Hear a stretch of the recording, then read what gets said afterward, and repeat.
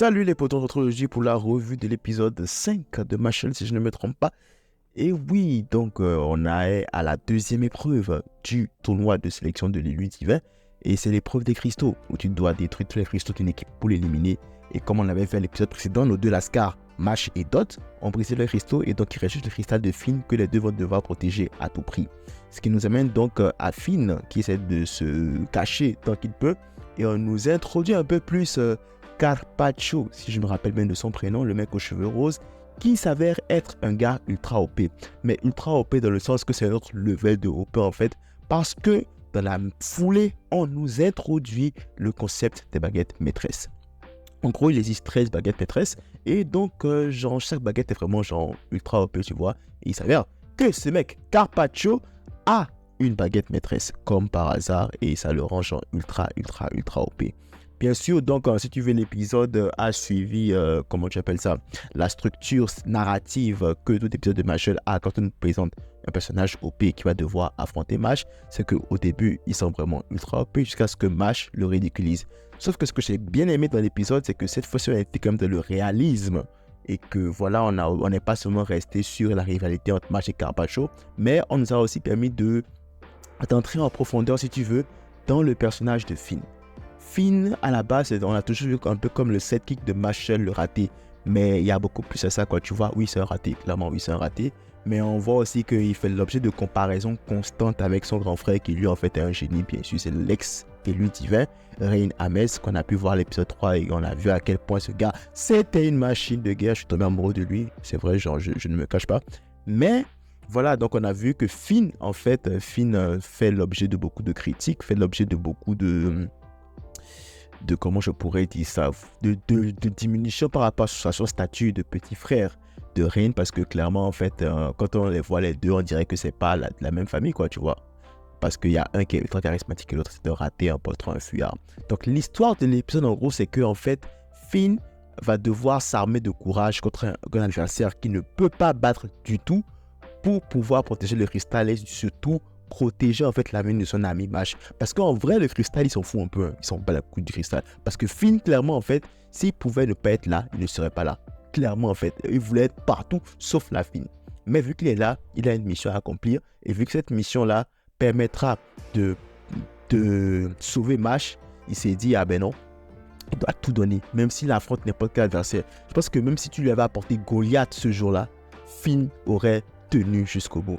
Et c'est en ça en fait que j'ai vraiment kiffé l'épisode parce que à la fin, quand Mash est revenu maintenant affronter le gars Carpaccio, alors oui, Mash a galéré un tout, mais non seulement il a infligé une leçon, genre littéralement à Carpaccio, mais il lui a aussi montré en fait que Finn est beaucoup plus fort que lui. Pourquoi?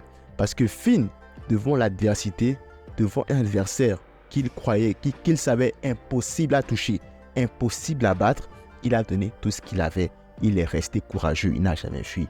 Et c'est ça en fait, et c'est en ça que Macha demandait à Carpaccio, est-ce que toi, face à un adversaire que tu ne peux pas battre, un adversaire contre qui tu n'as aucune chance, tu serais resté? Là était la question. Et donc Carpaccio, après avoir subi une défaite, ma foi, vraiment presque humiliante, parce que en fait, Machel, c'est un animé en fait qui ne se prend pas du tout au sérieux. Tu nous présentes un personnage comme Carpaccio en fait, et tu te dis en fait, c'est le gars contre qui Mash va galérer. Alors oui, Mash a galéré, hein, mais à la fin, il ne le bat pas de manière genre épique et tout. Alors oui, l'entrée de Mash aussi était épique, ça on va pas se mentir, petite parenthèse. L'entrée de Mash, alors je m'attendais à un coup de poing, mais genre prendre sa face et la smasher sur le mur, ça c'était dingue. Ça c'était génial. Donc je reviens au combat, donc tu t'attends à ce que Mash le batte de manière épique, mais non. Ce qu'il fait, c'est qu'il prend la fameuse baguette là, dont on parle, la baguette en métal. D'ailleurs, je ne sais même pas si la baguette là a vraiment un pouvoir, mais c'est vraiment juste son accessoire en fait, ça je sais toujours pas. Il la transforme en raquette et il joue au tennis avec l'esprit guerrier, si tu veux, de Carpaccio. Et je me dis, mais putain, c'est pas sérieux, tu nous as présenté le gars comme étant une bête de scène et là il va se perdre ridiculement comme ça. Et il a perdu ridiculement parce qu'à force de prendre les dégâts, sa magie aussi était stylée à Carpaccio. Sa magie où il transfère les dégâts à son adversaire, ça c'était stylé. Et à force vraiment de prendre les dégâts, Mash quand même il a une résistance incroyable. Et à force de prendre les dégâts, il a réussi à briser la marionnette et du coup à permettre à Carpaccio de enfin connaître c'est quoi la douleur, d'enfin connaître c'est quoi la peur. C'est-à-dire que quoi? Mash n'a pas seulement battu Carpaccio, mais il lui a enseigné c'est quoi la douleur, c'est quoi la peur, c'est quoi le sentiment de se retrouver devant un adversaire que tu ne peux pas battre. Il a enseigné ces 3 concepts-là à Carpaccio le temps d'un combat et de la manière la plus ridicule qui soit en jouant au tennis avec sa poupée. Et ça, c'était vraiment incroyable. C'était vraiment génial. Et là, voilà, Mash réussit à battre Carpaccio. Encore une fois, Mash se débrouille. Mais j'ai bien aimé en fait que cette fois-ci, on a quand même cru que Mash allait être un peu dans la merde. On l'a vu quand même ultra blessé. Mais à peu près, c'est logique. Ainsi, vraiment, il s'en sortait de ce combat-là indemne. Là, j'aurais eu un problème.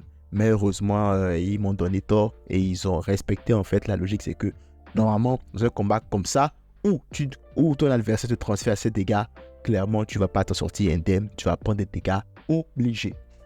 Bref, donc là, Mash et Finn s'en sortent. Le cristal de Finn est protégé. Et par contre, je ne sais pas s'ils ont brisé le cristal de Carpaccio. Ça, je n'en suis pas forcément sûr. Ce serait à vérifier. Et je me demande c'est quoi leur prochain obstacle. Est-ce qu'ils vont retourner affronter Margaret? Margaret, c'est quoi son but? Parce que j'ai l'impression que lui, il s'en bat un peu les steaks de tout ça là en vrai. Je suis surtout qu'il est juste affronter Mash. Donc je ne sais pas, est-ce que peut-être il va dire ouais, je prise au cristal et tout, voilà, Mash affronte-moi. Je ne sais pas. Et à part Margaret, est-ce qu'il y a d'autres menaces? Parce que j'avais l'impression que voilà quoi, c'était juste les menaces là qu'il y a. Le truc intéressant qu'on pourrait avoir, c'est que Lance commence à se dire ok voilà, bon, voilà, genre, on n'est pas amis, donc pourquoi pas t'affronter encore un nouveau match, tu vois. Lance peut entrer dans sa phase de Sasuke et tout, et voilà, et dire que voilà, match, affrontons-nous là maintenant, voyons qui est le plus fort. Ça aussi c'est possible, ça aussi ça peut arriver, qui sait, on verra. Mais bon, pour le moment, en tout cas, tout se passe bien. J'aime bien le tournoi qui pour le moment se gère très bien. Franchement, je kiffe, et puis voilà quoi, j'ai hâte à la suite. Voilà tout ce que j'avais à dire pour cette revue de l'épisode 5 de Mashle. Comme d'habitude, j'ai dit des bêtises, n'hésitez pas à me le dire dans les commentaires. Si j'ai oublié de détails, n'hésitez pas aussi à me le dire dans les commentaires. Si vous avez aussi aimé la revue, n'hésitez pas à liker et laisser un commentaire, ça fait toujours plaisir. Si vous n'êtes pas encore abonné, abonnez-vous, ça fait encore plus plaisir. Max de like, max de partage, on se retrouve très vite dans une nouvelle vidéo. C'est après, tout soin de vous et de vos proches. C'est tout pour moi, à la prochaine.